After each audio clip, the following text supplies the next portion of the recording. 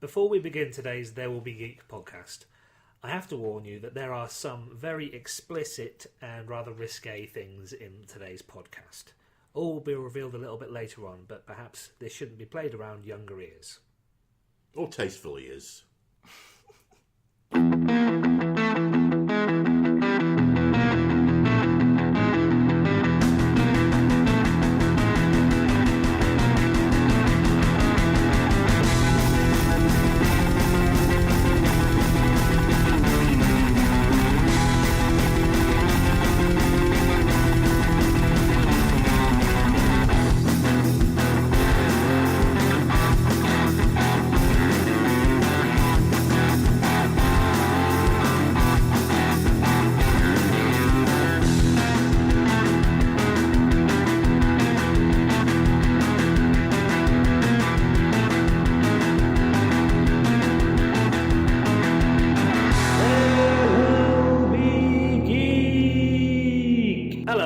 Welcome back to the There Will Be Geek podcast. My name is Mike. On my right we have... I'm Cav. And on my left... I'm Shani.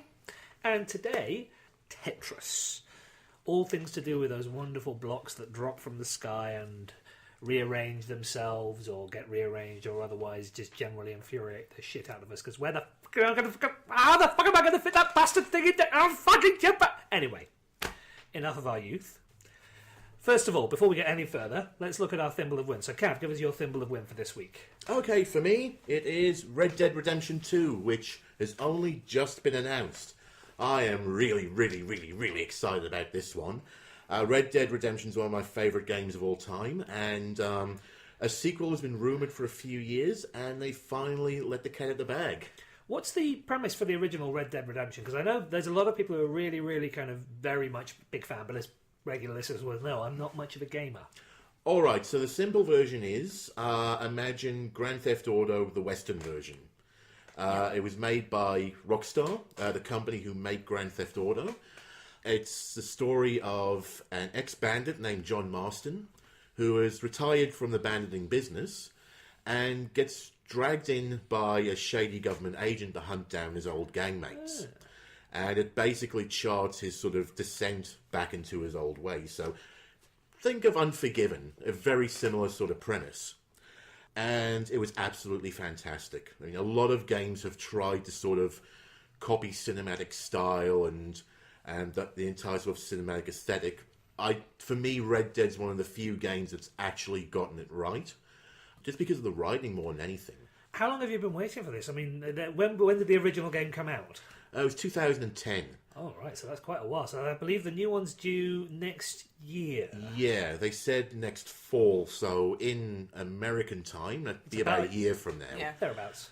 Look, it's one of those things, like, I would have been happy with Red Dead being its own thing, but I am glad they're doing another one, especially for, modern systems. I think as well, one of the things that helps here is the fact that this is a game that's, as you've said, it would have existed perfectly well if it had just been left on its own. However, the fact that this is a sequel being made by the original developers, and Rockstar Games being, as far as I'm aware, one of those groups of people where if they put sequels out and put out new output, people trust them to get it right. Yeah, exactly. And I think as well with Red Dead, it's a very special game. I think that no other game, for me personally, has actually managed to sort of capture the control of tone and theme that you often see in films and really do that effectively in games. It's kind of a landmark title in terms of the writing, and I think there's going to be a lot riding on this game. There's going to be a lot of high expectations. Fantastic. That sounds absolutely brilliant. Well, that leads rather neatly into my Thimble of Win for the moment. My Thimble of Win is a new HBO show that's onto its third episode so far, and that is Westworld. It is stunning. It is utterly beautiful and beguiling to watch.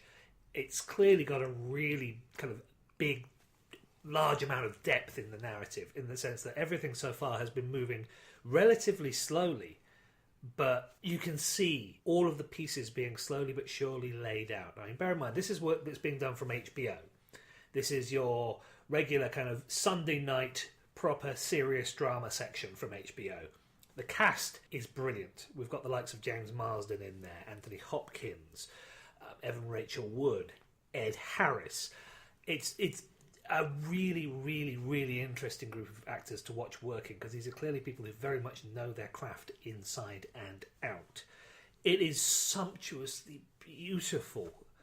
I mean, talking of westerns, again, the western is very much there, right at the heart of the kind of the real foundation myths of modern America, more so even than the Pilgrims, because the western is that period of time where you start to have that kind of the wildness of the American frontier, manifest destiny, and the first period where America first feels like it can do anything and conquer any possible obstacle in its path. And so it's a logical place for this theme park to be in. And also, I mean, if anyone remembers watching the original movie of Westworld, the Michael Crichton one from back in the 70s, it has a lot to say about the nature of consciousness, about the nature of life, about the idea of science possibly overstepping its bounds. I mean, pretty much everything that Michael Crichton's ever done, whether it be Sphere or Jurassic Park or the Andromeda Strain or Westworld or what have you, it's almost always about that idea that science maybe should not necessarily always go as far as it does. But I'm looking at this show, it's really laying out some beautiful ideas. The tech being presented in there is amazing. The formatting of everything, it's just a beautiful, beautiful thing to watch. And I can't sing its praises enough. I really hope they manage to maintain the level of detail here, because honestly, this has every possibility of being the next Game of Thrones. And I don't say that lightly. Yeah, I actually just saw the first 2 episodes last night and was very impressed by it. And also, I've got to say as well, speaking about the cast, random Michael Wincott cameo, which is fucking cool. Michael Wincott, always for the win. Yeah, it's funny with being Michael Crichton as well, because you can see that kind of... It almost feels like a precursor to Jurassic Park. It's almost the same setup, but it's very well done. And so really interesting ideas as well. Well, as I say, I mean, if you go back to the Crichton stuff from the 70s, that's pretty much where all of this comes from. It tends to be, you've got the same premise of, we have amazing possible science. And again, with both Jurassic Park and Westworld, there's a theme park element to it.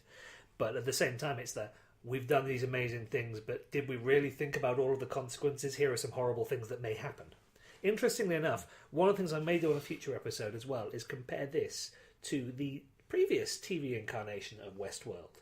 Now, some of you who used to watch the Sci-Fi Channel back in the early noughties on cable will have possibly remembered that they used to fill their schedules with all sorts of random old crap that probably kind of debuted for a brief while in about 1973 on the American networks, but never really lasted for very long. And it was a common staple of theirs to have the TV series version of a hit film. And there was a TV series version of Westworld, which I believe ended up being some form of a police procedural or something along those lines. And bear in mind, this is the same channel that gave us the TV series version of Highlander, the TV series version of The Crow. Both of which are terrible. Really fucking terrible. Anyway, that's enough of my Thimble of Win. I really like Westworld. I can't sing its praises enough. What about you, Shani? My Thimble of Win... We're just getting started. Yes, that's right. It's The Walking Dead Season 7. It's coming out it's supposed to be coming out on October 23rd, but that's American. So in Australia, we'll get it someday, probably early morning, midday on Monday the 24th. I think it's going to be available on Foxtel as well. But anyway, I am so excited about this. I haven't been able to stop thinking about it since the season 6 finale. Now, if you're not up to date with Walking Dead, or not up to date with the comics or things like that, I suggest that you kind of skip this if you don't want to hear things. It's up to you, but I'm giving you that chance now to skip on ahead. You done? We're cool? Alrighty. So, at the end of season 6, we get introduced to Negan. I love Negan, and he's also played by Jeffrey Dean Morgan, who is absolutely fucking brilliant. So the thing with Negan is he's just one sadistic fuck, and he has a baseball bat that is wrapped up in freaking barbed wire that he calls Lucille. Am I correct in thinking that Negan is played the chap? What was his name again? Jeffrey Dean Morgan. Now, is he not the guy who plays Sam and Dean Winchester's father in Supernatural? That is correct. He's the dad on the hunting trip. But now, he's like this totally badass guy. since Game of Thrones killed off Ramsay, I've missed a psychotic love. Now I have a new one. His name is Negan. So what happens is Negan has our faithful heroes all lined up, kneeled down on the ground. And as punishment for Rick's group killing some of the saviors, which is Negan's group, he says he's going to bash in the skull of one of these folks with his baseball bat. So the end of the season, it has Glenn, Rosita, Daryl, Michonne, Abraham, Maggie, Rick, Sasha, Aaron, Carl, and Eugene all lined up on their knees. Then it cuts to black, and all you can hear is the sickening thud as Negan just bashes in someone's skull, and you can hear screaming and crying. This reminds me a lot of the season 1 finale from The West Wing. Now, the season 1 finale, for those people that haven't watched The West Wing much, it's a TV show about the US president. And right at the end of season 1, there is the president leaving a particular location. He's out in the street. Somebody from the Secret Service spots a gunman, fade to black, bang, bang, bang. Yep. And that's the end of the season. And you don't find out until, obviously, season 2. Yep, that's exactly what is happening here. So I have been racking my brain over this, trying to figure it out. Now, the thing is, this has already happened in the comics. And in the comics, if you need to skip again, go ahead. In the comics, it's Glenn who Negan kills. And it's actually really graphic. Like, the dude smashes his face in, his eye pops out, he's still trying to call out to Maggie, so he takes another swing at him, breaks his jaw half off, and just keeps bashing him. Now, there's a lot of theories going around over who this could be. People are saying it's going to be Glenn to tie in with the comics, and it'll also be extra powerful since we just found out that Maggie's pregnant with Glenn's kid. I've got other people saying that it's going to be Maggie because Negan's a sadistic fuck, and also because of Lauren Cohen. At the most recent Comic-Con, when they were talking about the next season, she broke down in tears when asked about like the characters and how they go. So it could be her. It's not going to be Rick. We all know it's not going to be Rick. We know it's not going to be Carl. Because Andrew Lincoln, in an earlier interview, has said that he is interested to see how the relationship between Negan and Carl develops, so we know he's surviving. A lot of people don't want to believe that it's going to be Daryl, but I think it possibly could be, because there is like a little movie trailer out at the moment, like not a spoiler, like a teaser trailer for it. And it's after Negan's done his thing and bashed someone's head in. And they're talking, and the trailer's called, like, Right Hand Man or something like that. And Negan, like, makes the offhand comment of, like, oh, or was that it? Like, not him or her, but just referring to, was the person that killed your right hand man? Which, obviously, that's who Daryl is. Then Negan asks for Rick's weapon, which is a hatchet. They grabs Rick by the scuff of his collar, drags him into his trailer, and you don't know what Negan does to Rick then. But I also have a theory that this is where Rick loses his right hand, like he does in the comics. He doesn't lose it from Negan in the comics, but I was thinking maybe that's like the whole symbolism kind of thing. Like, I've literally killed your right hand man, and now I'm going to remove your right hand from your body. That's harsh. Yeah. There is like a million theories going around. You have no idea, but this is one that I'm kind of sticking to, which I don't mind. I'm more of a Glenn girl than Daryl. See, this is the thing with The Walking Dead. I haven't got on board with The Walking Dead, but I always find it weird that you've got Andrew Lincoln in roles like this. Yeah. Because I remember Andrew Lincoln when he was in This Life as kind of a hapless character Egg. I remember his character in Teachers. Mm-hmm. And he's done a variety of different things in British television, and none of which would have ever had you suspecting he could play like an action hero type Southern sheriff. Well, it's the same with, for me, my memories of Norman Reedus was when he was with, who was it, Helena Christensen, who we had a kid with. Like that model, one of the supermodels from the 90s. So that was kind of weird. So Well, he was a Boondock Saint, so... Well, yeah. What was that? But yeah, this is what I'm so excited for, because I need to know. I need to know who's dead. But at the same time, I'm a little bit scared, because I know if it's Glenn, I'm gonna just flip my fucking shit. I will. I don't care if it's Abraham. Sasha can go fuck herself. Aaron can fuck off for a while. Eugene, I'm kind of attached to Eugene, but yeah, seriously. Oh, and I also can't wait to see Jesus again. There's a character, Paul, and he looks like Jesus. And he's really pretty. He's got really pretty eyes. He's got nice long hair. He's like, oh, kung fu. But yeah, I'm excited. Yeah, kind of got that impression. Okay.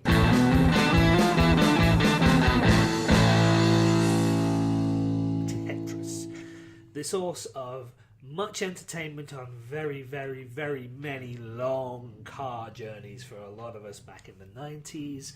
Arguments over who gets to play with the Game Boy, and all sorts of arguments as to who the hell created and had the right. Well, we know who created, but who the hell had the rights for the thing in the first place. So, Cav, tell us a little bit about that. Right. Well, Tetris has a very long and storied history. It was invented by a Russian programmer called Alexei Pakitnyov, who worked for the computer center at Moscow's Academy of Science. In his spare time, he would make little games to test the machines he was working on. And he was a big fan of pentamenos, which is a traditional Russian puzzle. It's like a little tray, and you have these shapes made of 5 blocks called pentamenos. And the point of the game is to fit them all in place so they fill the tray, so a little bit like a jigsaw puzzle. Yeah. And he came up with this idea of pentamenos falling from the sky and making lines and change them from 5 blocks to 4 blocks, and came up with this game called Tetris. Now, it spread around the computer center, then around most of Moscow, and sort of grew from there. Am I right in thinking that to start off with, this wasn't even actually what you would call proper kind of pixel art? This was literally just text-based, like a lot of the early ZX81 games? Yeah. It was almost the original version of the game. The pieces were made from little sort of text characters, almost like ASCII. And as it sort of spread and it sort of proliferated, people started to take notice, copies were being made, and it eventually came across the attention of a guy called Robert Stein, who worked for a company called Andromeda Software. Yes. Now, he saw Tetris at an expo in Hungary. He was on the lookout for games he could sell to the big games publishers. Yeah. Came across this game, found himself addicted to it even though he wasn't a gamer himself, and contacted the computer center and Pakitnyov about the possibility of getting the rights to the game. Now, negotiations went back and forth. Yeah. Pakitnyov agreed. The computer center agreed provisionally, but it reached a point where Stein got the idea that it was basically the deal was in the bag. Right. And completely agreed. And he went around and started shopping the rights to Tetris, eventually selling it to Microsoft, which was the computer games company owned by Robert Maxwell. Now, for the sake of various different listeners out there, you may want to explain a little bit about Robert Maxwell, because you and I, having been born in the 70s and grown up through the 80s, specifically in Britain, Robert Maxwell is a very big figure, but other people subsequently may not necessarily know that much about him. Yeah, Robert Maxwell was basically a media magnate. Yes. He was kind of a contemporary of Rupert Murdoch. Yeah. So I imagine what Rupert Murdoch is now. He was very much of that ilk. Was generally known as being a colossal shit of a man. Yeah. He was also a man who owned several football clubs in the UK. He was one of the early kind of people to try and get in on satellite broadcasting at the same time as Murdoch. When we say he's like Rupert Murdoch, I mean he was literally operating on the same kind of level in terms of being international kind of media magnate, fingers in so many pies all over the place.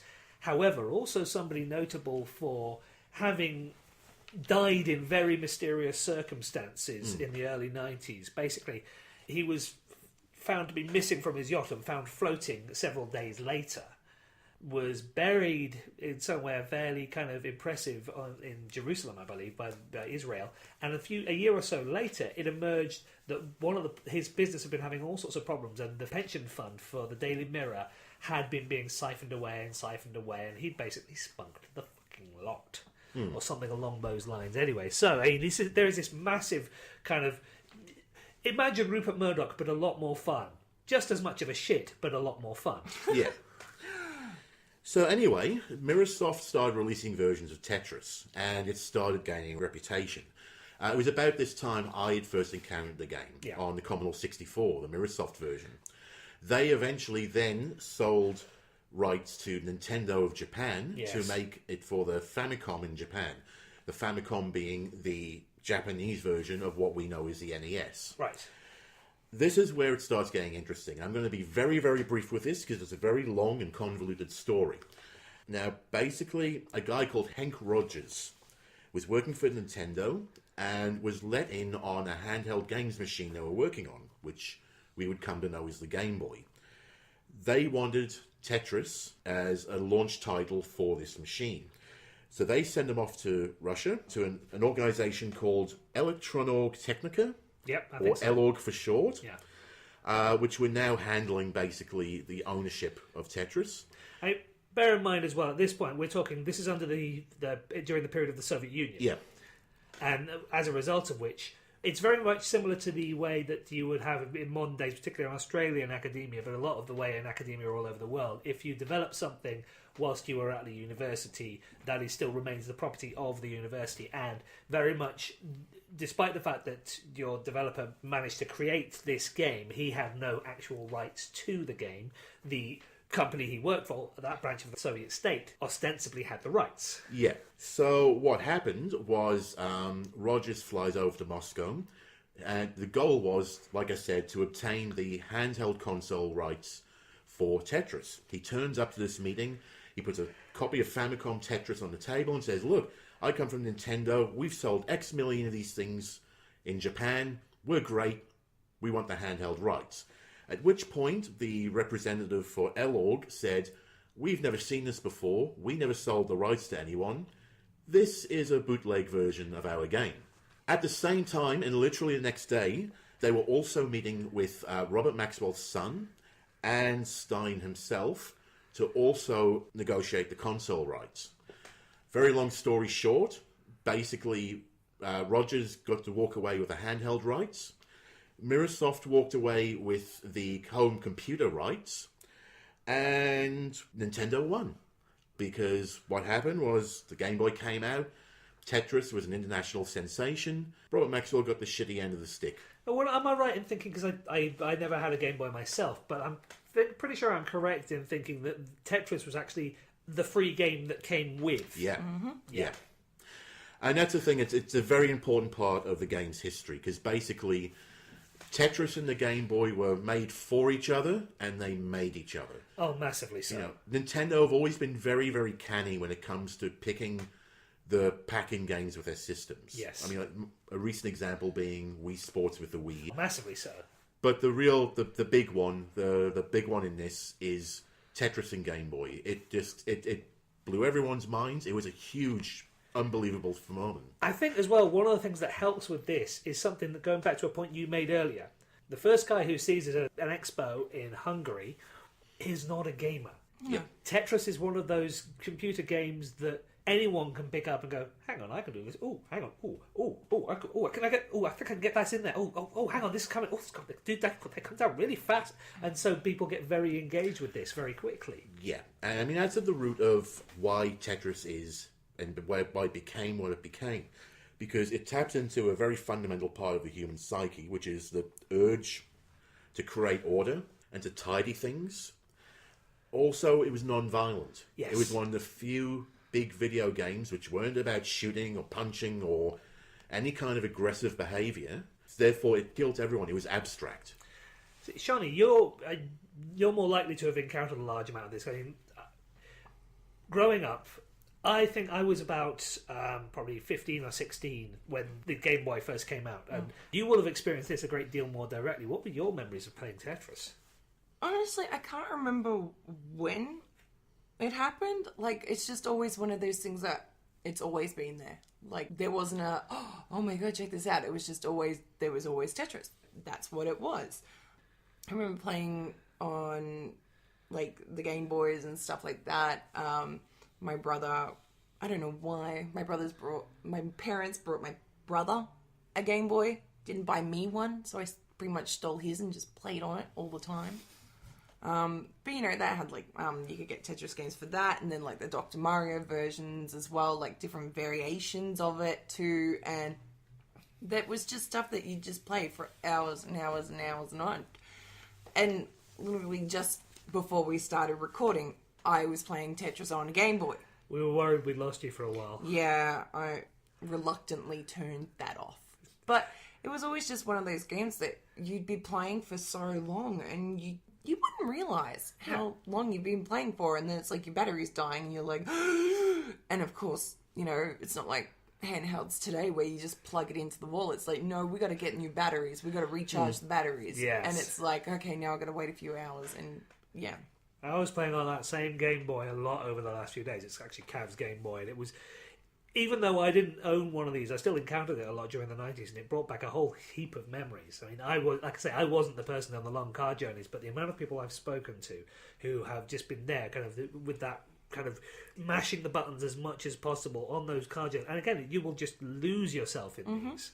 There's a certain kind of Zen state that Tetris sends you in, especially once, you know, you've grasped mechanics and you're into a game and you've got a good flow going. Very few games I've found have created exactly this state. Like, for me, Tetris is the ultimate game for listening to music or a podcast. Yeah. Because it's like doing that while driving. It's Yeah. this thing where it just hits you on this subconscious level where you can control it and you're processing complex mechanics, but there's also this other part of you which is it leaves free to do something else. Absolutely. And complement each other. Very few games have done that. And I think also the portability of Tetris, the fact that, you know, you can take it anywhere, you can play it anywhere. You know, most games, for most of us, are fairly short. It's a perfect storm, in a way. Oh, massively so.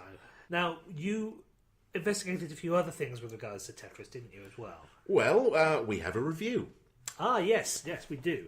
Now, I believe this was of a graphic novel you managed to get hold of. Yep, so this is a book called Tetris, the Games People Play by Box Brown. It's just been released by Macmillan and First Second Books. It's basically a telling of the origins of Tetris. Right. So a lot of what we've been talking about now, as well as some general stuff about what Tetris is and why it's had the effect it's had. So basically, yeah, I mean, imagine it as a pictorial introduction to Tetris. Okay.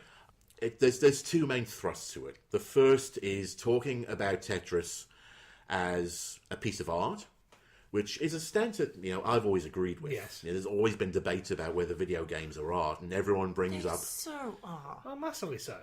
Yeah. You know, everyone brings up sort of narrative-focused games, like your Bioshocks, your Red Dead Redemptions, your so-and-so, and they are. But it's also, Tetris is an example of video game art in the programming and in the pure design of it.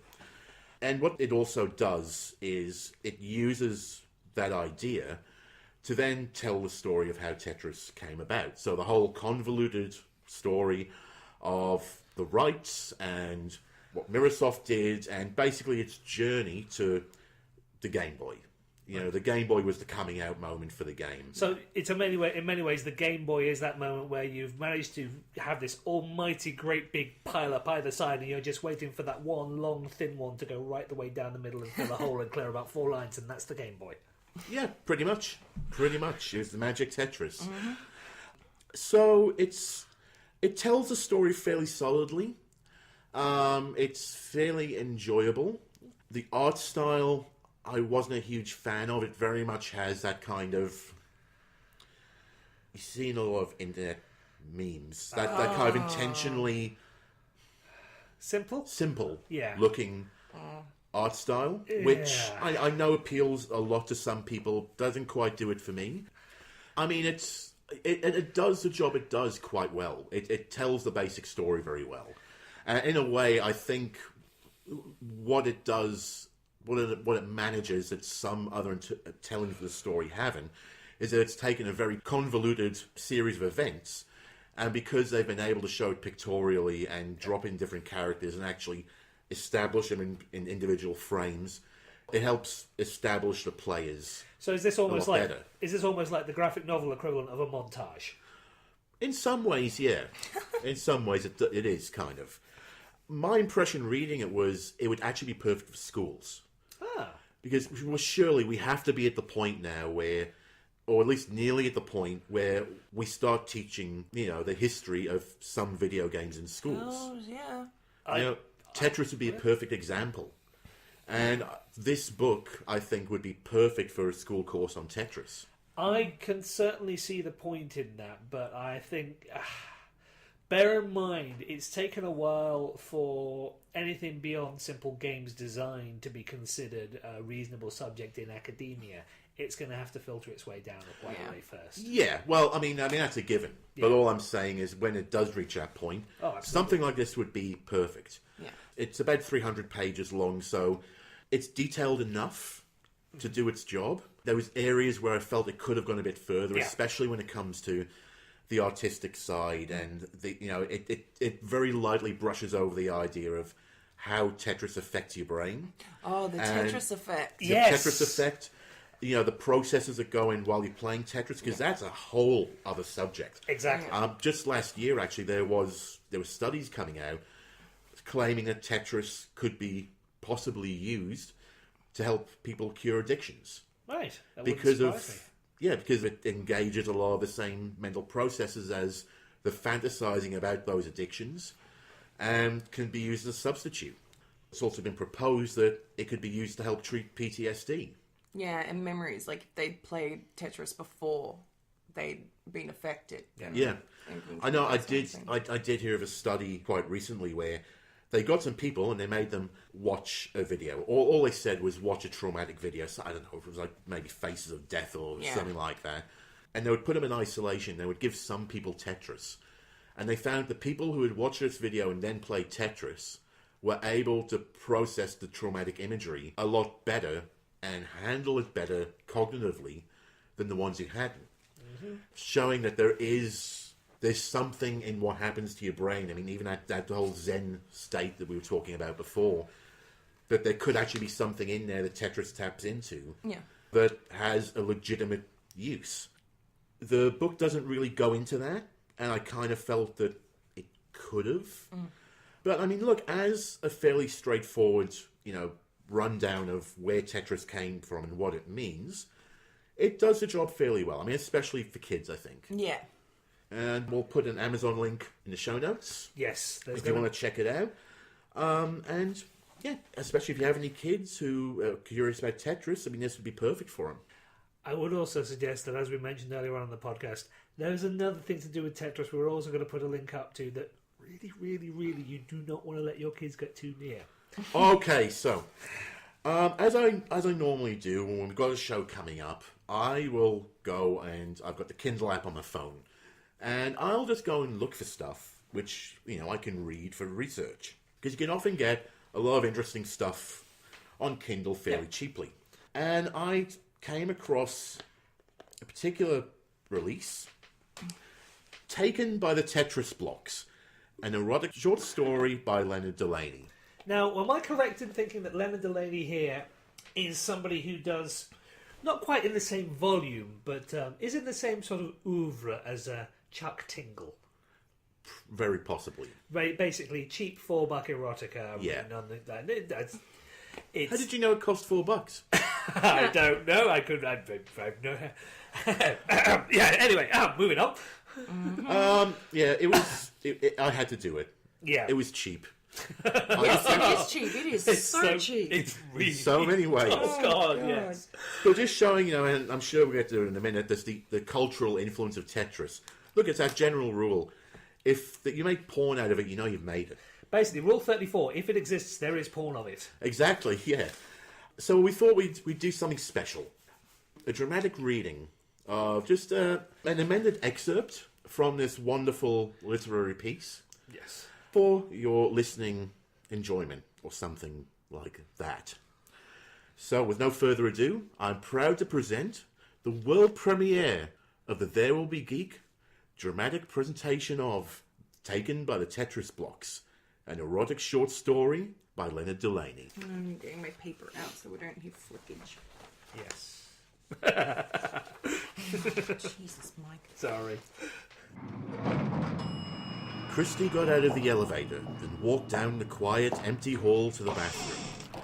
After setting her purse on the counter, she took out a makeup brush and began to brush her face. She took shaky, deep breaths between brushstrokes. It was still hard to believe that she'd left her job. Ahem, Said the bathroom counter. are you all right, miss? She gasped. Oh, I'm sorry. I didn't realize you were here. Let me get my purse off of you. I am one who should be sorry. Said the block in a thick Russian accent. It's rude to fail to announce my presence, but I was lost in thought. Well, to answer your question, I am okay. She said, finishing up the fixes on her makeup. I just blew off Dick Denton, and I'm leaving this place forever. The block gasped in surprise. She felt a light puff of air against her arm. You are a brave woman. Denton is very powerful man. What a big coincidence. Me and two comrades leave this place today as well. That is why I was lost in thought. Is that right? Why are you leaving? Denton is powerful man, but not good man. Does not like blocks. You see all circles here? He keeps blocks in basement, doing menial tasks when we are capable of much more. Christy smiled. She'd always felt comfortable with blocks, and apparently she had a lot in common with this one. What harm would there be in opening up even more? I almost fucked him, you know. Just to feel that power over him, you know? You are a beautiful woman. Said the block, as he detached from the counter and stood up. He was a red Z model, with 4 cubes forming a step shape. It had always been one of her favourite shapes. Christy laughed, feeling oddly tingly all over as the Z block floated behind her. I have several minutes before my comrades arrive. Said the block. In my time here, I have not had the power you describe over a human. She raised one eyebrow. The block towered behind her in the mirror. She wasn't sure where his eyes were, but she could feel his gaze on her all the same. She bent slightly and pulled the back of her skirt up. Like this, you mean? The block exhaled. She felt warm air on the back of her neck as he floated closer. No, He said. Someone will hear us. is not a problem. We control the building. 0956 will put on the music. Suddenly, music poured from speakers in the ceiling. Chrissy recognized it as an instrumental version of a Russian folk song. The Z-Bok behind her floated closer still. She bent over, resting her elbows on what was left of the counter. There was a whirring sound, then a light pressure on the inside of her thighs. She spread her legs to let them explore further. A warm rod tenderly rubbed against her, caressing her lightly over her panties. It vibrated slightly with the thrum of the block's internal power source. It reminded her of a vibrator back home, except warmer and much larger. Her body responded with wetness that soaked into her panties. She reached between her legs and stroked the rod. The alien material was as smooth as plastic, but compressed just slightly when she squeezed it, giving it an organic, almost human quality. She pulled back the fabric of her panties aside and guided the block's appendage toward her wetness. As the block entered her, Christy felt the thrum of its power throughout her body. It began to pump back and forth. Untethered by gravity, the block positioned himself at a position that must have given him maximum pleasure, which also happened to be one that she enjoyed.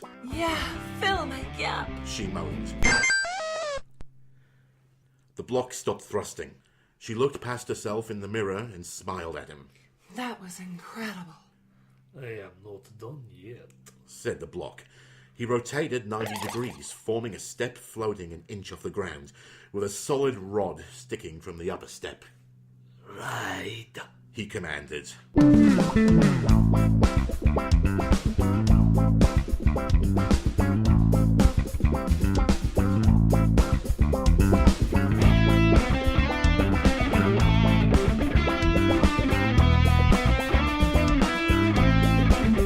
I paid money for this shit. Oh, dear titty fucking Christ. And now that brings an end to the culture hour. There will be Geek. Oh, fuck. Like, the whole time I was just shaking my head. Shaking my head. Dude, what the fuck is wrong with people? What is going on? Tetris offers so much more. We don't need porn of it. Funnily enough, going back to the Russian folk music, Korobianiki, I believe, is the name of the piece of music that's used there. And again, it mustn't be understated that that is a big deal with regards to Tetris. That's one of the other things about it that really kind of hooks people in, is that repetitive music. Well, that's the type Yep. A music. There's different types for Tetris, but type A is the one that everyone knows. I've got a theory on that, because I think the reason why everyone knows that one is because the game's so friggin' compelling.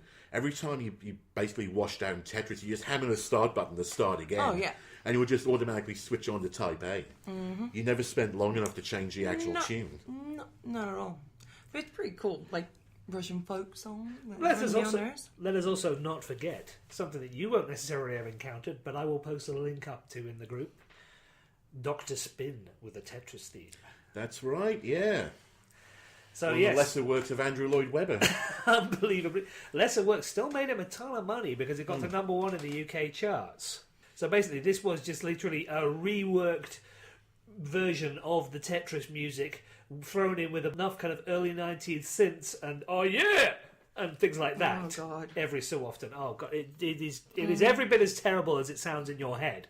But, as I say, it made a ton of money for Andrew Lloyd Webber. Yeah, because he needs more money. Like, he's short on cash these days. Like, yes, quite.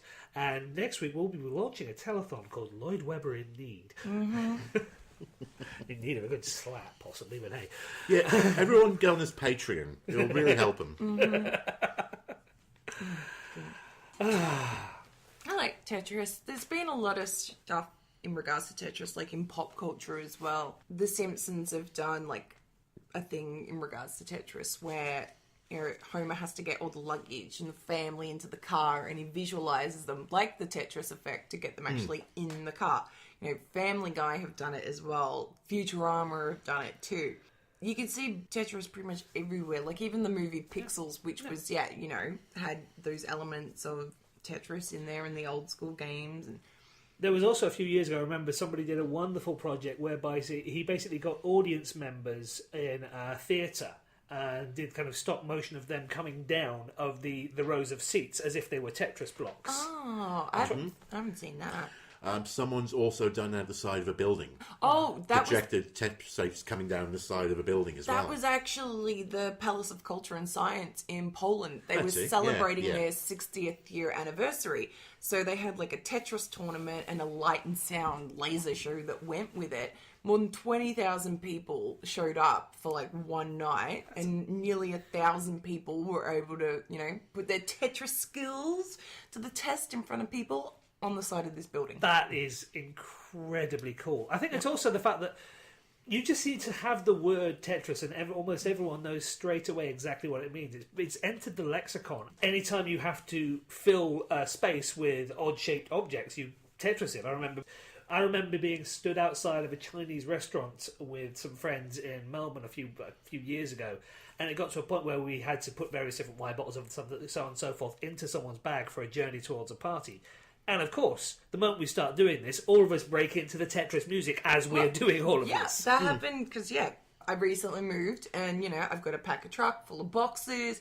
They're all different kinds of shapes of boxes and whatever, and I'm just going along, going down, down, down, down, down, down, down. Don't even realize I'm doing it half the time. Oh, no. Whenever I need to organise something, I start singing it. And that's the thing. It is, ever since it was first developed in the 80s, it is a massive cultural phenomenon. It's entered in the lexicon that much. And let's not forget here the actual influence it's had on games as well. Yes. I mean, the games industry itself. Without Tetris, you don't get Bejeweled. You don't get your Candy Crushers. Oh, goodness, no. Yeah. I mean, pretty much any big puzzle game, your Dr. Mario's, your Puyo Puyos, you name it, it all started with Tetris. You can actually still get the original version of Tetris. Yeah. We'll put a link down in the show notes, but you can actually get the original copy from one of the developers. I think his name, what was it? obviously it's a Russian dude, so I'm not going to be able to pronounce this at all. Vadim Gerasimov. Vadim Gerasimov. Yeah. So you can actually download the original Tetris game online. We'll leave, notes down on the bottom where you can get it. But this is actually on Vadim Gerasimov. It's one of his sites. He was actually one of the guys who helped get Tetris out there and develop it for PC. Like, he was the PC expert, programmer, graphics designer. So yeah, he had a lot to do with it. I think he was like 16, 18, something around there at the time when he was brought on board. Unfortunately, you can download it, but it won't be an official version of Tetris these days. No. Because the landscape for Tetris is very different nowadays to what it was back then. Mm-hmm. Okay, tell us more. Okay, so around the mid-2000s, Pahitnov and Hank Rogers formed a company called the Tetris Company. Yeah, I found their website online. Yep, they basically won the rights back off the state, and now essentially run everything Tetris. These days, you can't make a version of Tetris without getting the rights off them, and also by following a fairly strict set of guidelines, which also incorporates several format changes and rule changes over the years, which is a bone of contention for some people, because basically the classic version of Tetris as we knew it back in the Game Boy days and the early computer days can't be officially procured. In some ways, you could argue they've kind of George Lucas'd Tetris. Now, this is something that I used to have big problems with, being a huge fan of, especially the older version of Tetris, and always being kind of a Tetris purist. I've kind of come around a little, especially over doing the research for this show. A lot of the changes I see in a more forgiving light, I guess maybe not necessarily positive. Certain things were added. For example, there's something called infinite spin, where in the old version of Tetris, when your block's coming down, now in the original version, when it hit another block, so it came down to your pile, it would just automatically lock hard. Yeah. You were stuck with it. This new version now allows you to keep rotating it for another second or two. I just did that before while we were playing. That's where I went on, yay! Because I got like a 3-piece one that kind of had to kind of get it in and switch it around and plug it in. And oh, you can do sort of like, in the original, you can do sort of a T-spin, the very last second. Oh, you no, can this, get it. I fucked it and it went right around. I was like, yeah. I was like, what the fuck? Because I thought I fucked it and then I pressed it again and it actually went. There is always a version whereby, say for example, if you've got like if your outer extremity is about to go, it gets to a certain edge, but it's still got a space to drop, and it's got a hole that you can fill into. You can hold down the right button; it will hit into that, or what have you, right or left button. Yeah, I know you can flick at the very last second. Yeah. Yes. Whereas this version is sort of, you can keep can keep rotating, and you can keep doing it for about 2 or 3 seconds. See before that? it Yeah, actually that's freezes. your infinite spin version. Yeah, which has the effect of making the game a bit easier.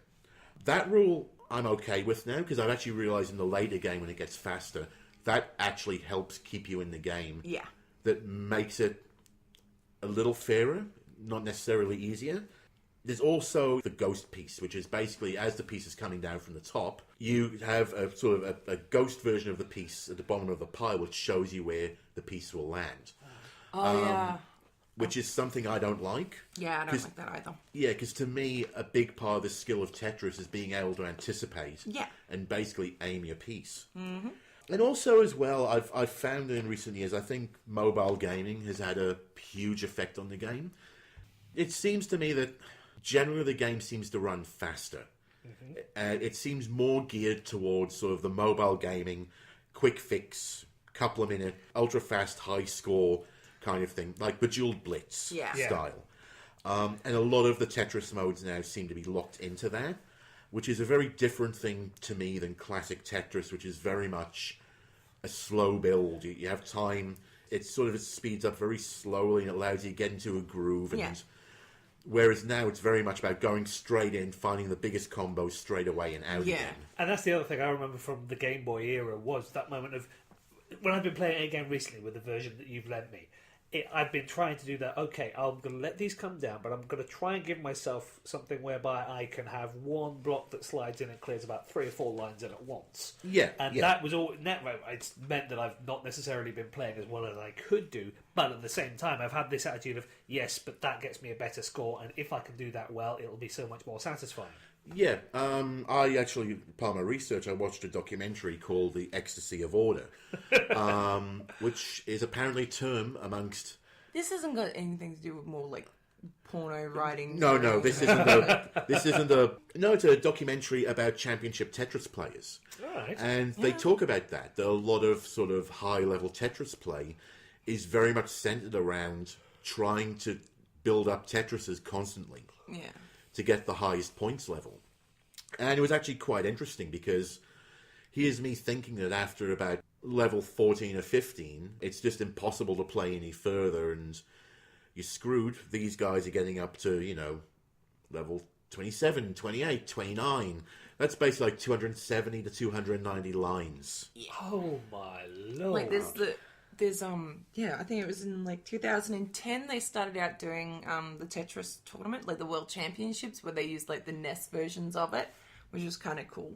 But back in the day, this is a funny story. You could like send your scores into Nintendo and they'd like print them up, in the magazine and whatever. Steve Wozniak is apparently a Tetris savant. And he would play it and get like the highest scores and send them to Nintendo, and they put him in the magazine, and that had just happened over and over again until they just went, yep, no, we're not doing this anymore. And they wouldn't put his name in the magazine anymore. So then what he did was he sent in his scores again, but just with his name written backwards. And it got back in the magazine. Nice. Yep. So, good job, Steve. You're so awesome. But yeah, that's another link we'll put in the show notes, actually, for this document. You can rent it for like $5 or $6. It's worth watching. It was very, very, very interesting, especially as I like to sort of think of myself as a Tetris purist and a veteran, and I'm watching stuff, and these guys are playing the NES version. Yeah. So this is old school Tetris, and they're doing shit I'd never even thought of. It was pretty fascinating. Because you don't think there's different ways to play it, but there is. Yeah. Because this is the other thing I remember with Tetris. The order in which the blocks come down is as random as a machine can make it. As in, there is no real predictability to that. Now, I don't know, sometimes I feel like it's personal. Yeah, that's actually something they talk about in the documentary. There's a phrase, all this phraseology I never knew. But the, what was it called? It's called a drought. They call it a drought. A long four drought, where you have those stretches where you're just waiting for a long piece to come and it just never comes. Yeah. And it's sort of, it's generally feared as possibly completely game screwing. It is. It is, yes. Yeah. And it's personal. It's doing it to just piss me off.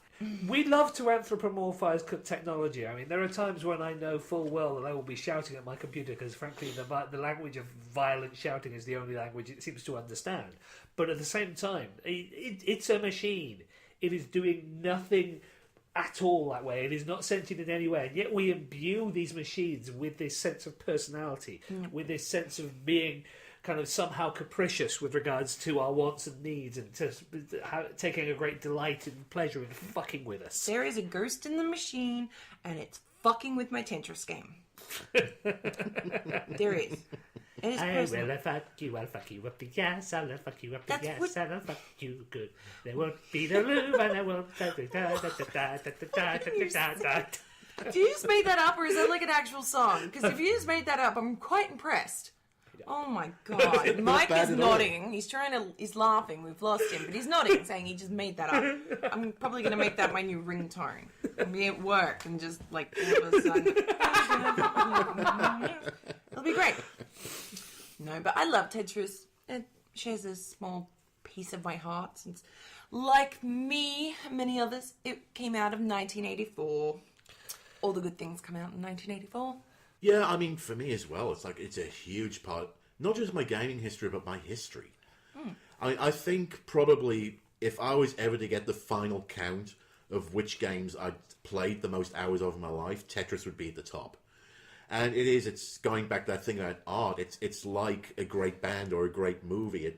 There's so many memories connected with it, and so much of it being there during these periods of your life. I think it's also that period, the idea of not even specific moments, but you can remember the summer of, say, 1992 or something along those lines, because there was a whole load of, well, in our case, we'd just done our GCSEs and we're sort of sat there waiting. We don't have an awful lot of time, so we can have specific memories of spending an entire large amount of time doing this.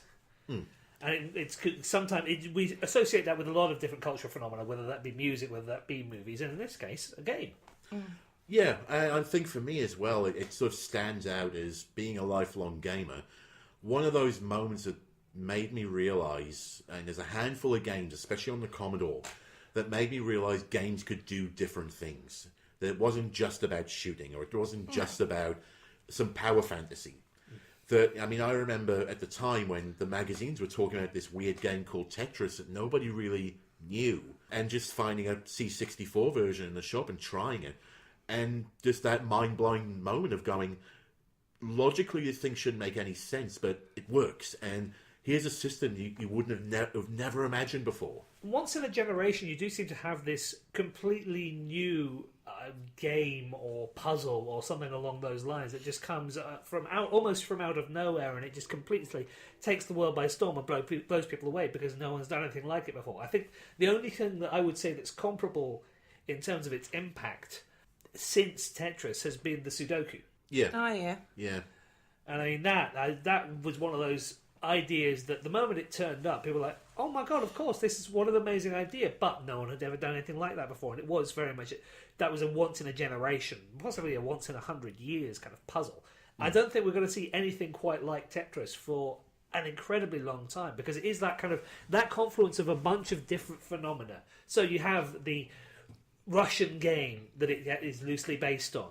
You also have this person who is creating this game, but not in the environment that you would have thought about it. Because, I mean, this is the 80s. Computer games were very much kind of the preserve of the console makers. So you've got the people over in America with the Atari, you've got the Japanese with Nintendo, and various different other manufacturers over there. You've got the British with the home computer market, with the likes of the ZX Spectrum, the Commodore 64, the BBC Micro.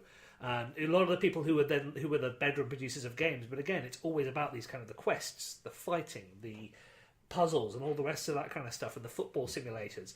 This is something completely different, and because of the fact this is something that comes out of the Soviet Union, it comes from a completely different way of thinking as well, and it has the iconography of Russia as well. And also, this was in the last stages of the Cold War, Yeah. and a lot of the marketing at the time did centre around the mystery of the Soviet Union. Yeah. It was this place where still was mysterious and vaguely threatening, and no one really knew what it was like there because so very little was coming out. Yeah. And even Pachitnov himself, he has never topped Tetris. He's actually released several other games since. Most famous of which is Hexic, Oh, yeah. which was a pack-in with the remember Xbox 360. I remember about 10 years ago he released a game called Twice, which was like Tetris blocks in ice, which sort of sank into obscurity. The only reason I remember it is that it was the first game I ever bought digitally. Well, But he's never done anything really that has topped Tetris. Well, there's nothing that really can top Tetris. It's one of those things that, yeah, for me, I just love it because it has replayability. I know that sounds really ridiculous, but I like it because you can keep playing it over and over, and it is essentially different every time that you do it. It's not like, all the Candy Crush things where it's the levels are kind of like the same each way. They're different, but they're the same levels, just in different ways. You just do it over and over again. I don't even think there is an end to Tetris. Like, some dude in like the 80s wrote like his master's thesis that you can't finish Tetris in marathon mode anyway. Like, he did his master's thesis on Tetris. Like, that's kind of weird. which, I don't know, in fairness, when you're looking at the mathematics of it, it kind of makes some sense. And let's face it as well, you're going to be looking at somebody who is a student here who has clearly who else is going to be having the time to be able to go that far into it? Yeah. Actually, I would recommend checking out just the Wikipedia page for Tetris for a taste of this. It starts getting into some very deep rabbit holes, which I couldn't go down for this one. Really hardcore mathematical algorithms to do with block generation and all this stuff. It gets intense. Okay, well, I think that's going to just about wrap it up for this one.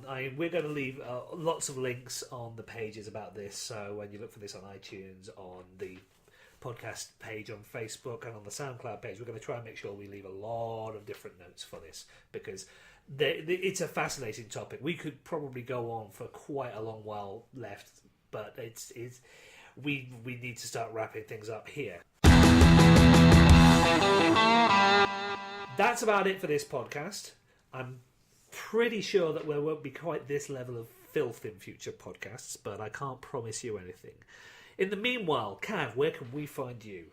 Okay, I can be read in Metro Magazine. If you go to the website, they currently have readable online my cover story on Cleverman. So check it out. It's great. Shani, where can we find you? You can find me on YouTube and Twitter under the handle of PrimaCat. Okay, and as ever, you can get in touch with myself and the other two here via the There Will Be Geek podcast group page on Facebook. You can also contact us on @ThereWillBeGeek on Twitter, although we don't do that very much, and contact us via email at therewillbegeek@gmail.com. I think there's only one last thing to say on this. We're finished! Music for the podcast was created by and supplied to the podcast by the Vivisectors.